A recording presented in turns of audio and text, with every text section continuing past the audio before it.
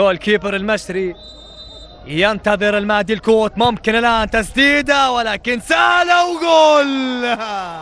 جول هدف أول العباني.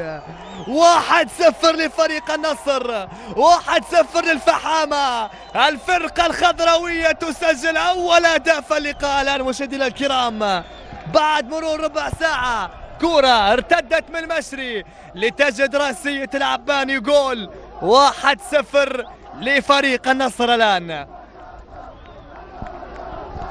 حسام العباني يفتتح النتيجة برأسية. هذه لقطة الإعادة، شوف الكرة كيف ردت بالحارس من المشري ومن دون تردد. حسام العباني يسجل ويضع الكرة في المرمى. لقطة الإعادة مرة أخرى، المشري أخطأ ولكن العباني لا يخطئ، يعرف طريق المرمى جيدا. كرة بالرأس. إذا 1-0 تتغير لوحة. يمشي محمد شكربة الآن، يلعب الكرة بالراس. درداش يلعبها خطيرة وجول. المهدي الكوت والهدف الثاني. المهدي الكوت والهدف الثاني. فريق النصر يسجل.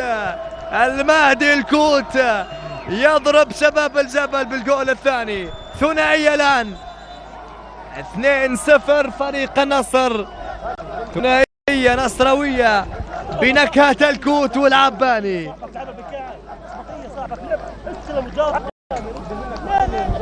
إذا هدفين مقابل لا شيء